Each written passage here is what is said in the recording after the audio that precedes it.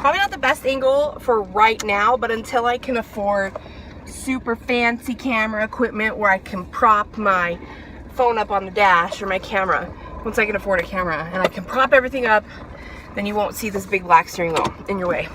But for today, that's where it is. I haven't made a video in a really long time because the reasons are threefold.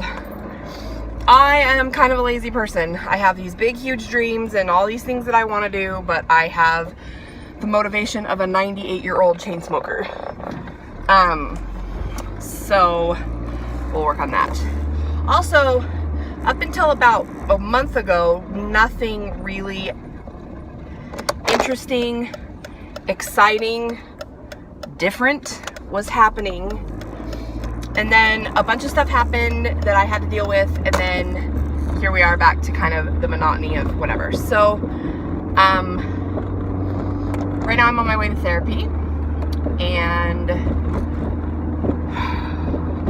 have you ever like gone through storage and cleaned out a bunch of stuff, and it's like a ticking time bomb because you come across stuff from your past you'd completely forgotten about, or that's really, really raw, but you just didn't want to think about, and so you shoved it really far down, and then you find something that's like, boom! Back in your face. Yeah, that's what happened today. So, I figure what I'm going to do is I'm just going to rip the GD Band-Aid off and clean out everything, because I'm done finding, it's like Pandora's box. It's like Pandora's tote, because everything's in totes. So, I feel like every time I clean out a tote, I find something different. I hide all my shady secrets in my totes. So, yeah, it's just not been very fun. But one thing that has been fun is I've been going through and cleaning out all my clothes that I've just been putting away as I got fatter over the years. So we're taking like a stroll through decades, and it's pretty interesting. There's one tote that has, it's cold. There's one tote that has clothes from my early years of college. And I graduated in 2000. So I was, you know, that fun era down at this little college in eastern Utah that was horrible and I hated it and whatever. So anyway, where was I going with this? Yeah, so I'm going through a stroll through the decades with my clothes, and a lot of them I'm keeping them because they're coming back, and it's been fun to see, like, it's a little bit of a motivator, like, I am gonna wear you again, or there's a couple things that are brand new with tags on them that I know I bought because I was like, I'm gonna lose the weight and get to wear you, and no, never happened. I just got twice the size, but I'll get to wear them all. But I am finding these little tidbits of things that I wish I could go into more detail, but to keep everybody's privacy and sanity, I will not. So we're gonna go in and talk about our feelings. One thing that we will talk about real quick before I do go in, I know I'm talking to you like I have thousands of viewers, and I don't. I have 5, but I love you all. Daisy died.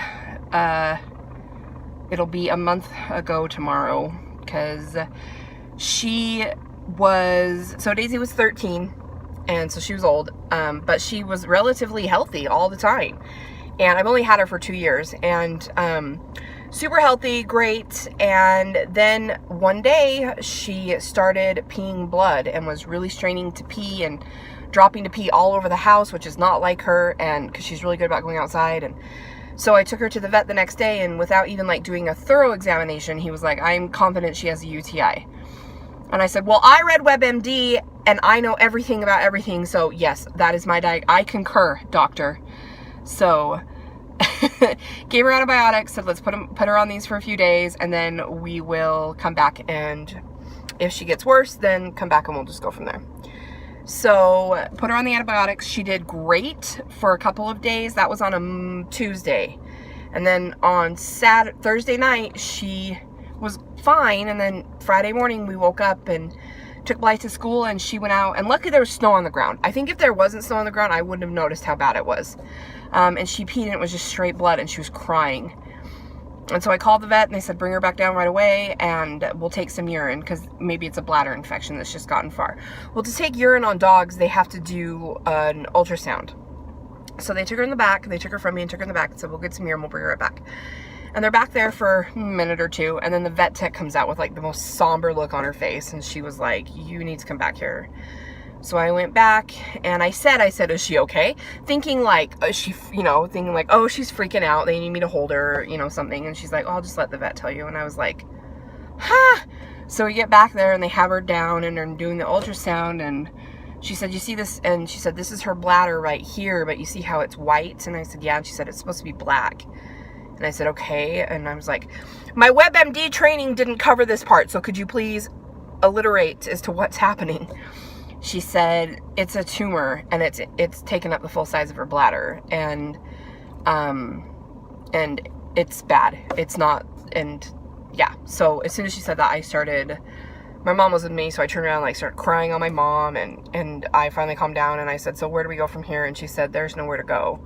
She said, in human terms, it's like stage 4. It's gonna be, yeah. I can't think of eloquent words. Anyway, she said, you could give her some medicine that could possibly shrink it, but it's not even guaranteed that it'll work. And if it does shrink, it's going to give you months, if that. But she's in pain, and, so I didn't like that she was beating around the bush, but I could see why. But I wish she would have just been like, so you need to decide if you want to try that or if you want to put your dog down. And I knew, I just knew it was time to put her down. I wasn't going to let her suffer at all. And 2, she's 13 and I'm just not gonna take the risk. That's just my opinion. Other people may have maybe tried the medicine and stuff, but 1, it was really, really expensive, which I just don't have the funds. And 2, I'm not gonna play a gamble like that, because I have anxiety bad enough as it is, and I just thought that the best thing that I could do for her was to put her down. So I got to spend a few minutes with her, and they said, you can hold her while we do it, or we can take her back. And I said, no, I'll hold her. So I held her, and they did it, and it was really bad. My sweet girl. I mean, it was good for her. It was easy. It was quick. And I was holding her, and, after they did it, I was holding her, and the vet said, just take your time, and, we'll get her when you're ready. So I held her for 5 minutes and was just petting her, and they cut off a piece of hair on her tail. I don't know if you remember, Daisy had purple on the end of her tail. They cut off that hair for me, and then I shifted a little bit, and since, she wasn't alive, she couldn't control her head, and her head flopped backwards, and I said, okay, now it's creepy, and I handed her to the vet tech, and then we took her home and we buried her in my mom's yard, and we're gonna plant daisies in the spring. So I had a really good 2 years with her. She was the best, loyal, most loving dog in the whole world, and I was lucky to be her mama in the end. So, and I believe in life after death for dogs, so she'll be up there waiting for me when I get there. And she's eating all the pepperonis and bacon strips that she could ever want. So that's that. So not gonna get another dog for a while, because getting ready for surgery and other changes in my life. I just don't think that a dog is conducive right now to our lifestyle. Okay. It's really crappy light because it's nighttime and I'm on my phone and the light's behind me, and I know I have all those things working against me, but I don't care. So I'm back and vlogging more. I really want to put all my story out there so that I can help other people, but shit ain't gonna get done by itself. Okay, so I talked about the dog earlier today, and that happened, and that sucked. Next thing that happened was I got my teeth fixed. I have this complete, I don't even know the word, ornate fear of the dentist. And it's not just being afraid of the dentist. It stems back to things from my childhood and abuse and blah, blah, blah. Anyway, so it's a PTSD thing as to why I'm afraid of the dentist. So I just don't go. And as a result, I have really bad teeth.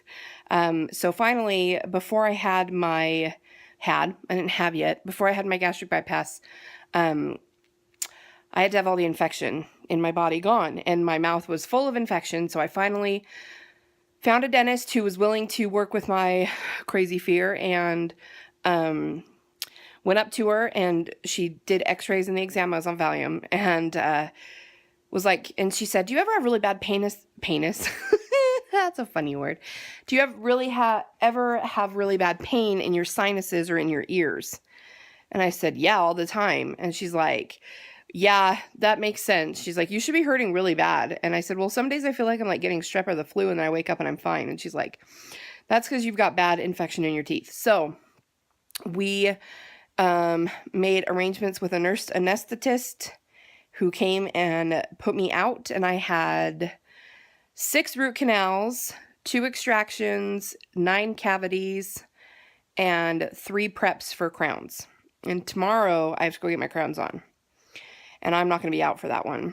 We're hitting up the Valium hard, and we'll just see how it goes. So there's that. And then I'm missing teeth. You know, we've talked about my hillbilly tooth, but I'm missing teeth. And I'm missing one over here now. So I'm going to get a bridge and get 3 new teeth. I'm really excited about that because now I can't really eat well, which I guess is a good thing for me. Every time I look away from the camera and I'm looking at myself out of the side of my corner of my eye, I feel like I have blue eyeshadow on, even though I know I don't. Let me just check. Yep, don't have blue eyeshadow on because I don't remember putting it on. Today, I'm getting my surgery scheduled, and I'm so excited. Kind of. I'm really, really nervous too, because back in October, they told me that my surgery wasn't going to be until mid-February, early March at the latest. And back in October, I was expecting it to be in January. So that was a little bit of a bummer. But I got over it, persevered, did everything I was supposed to on schedule. But when I saw the dietitian last week, they told me that they're scheduling out to mid-April, early May. And that doesn't work for me because my whole life is on hold for this surgery. So today I'm going in. It's my pre-op. It's the last time I'll see the surgeon before my surgery, and they're going to schedule it. And I'm not going down without a fight. So we're going to talk to the surgeon, and hopefully he can get me in sometime early next month, because this is horse you know what to have to wait clear out till May after all this time. So here we are.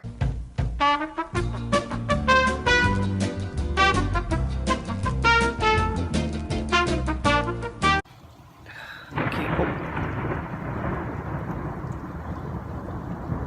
That was a good one.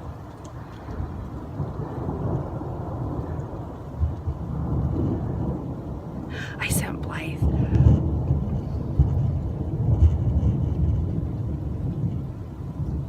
Wow. I sent Blythe with a lighter jacket today because it was sunny and warm this morning, and I should have known better that when it warms up like that this time of year, there's a storm coming. And now it's cold and snowy and thundery, and I hope she doesn't get cold. But hopefully they'll keep them inside because it is...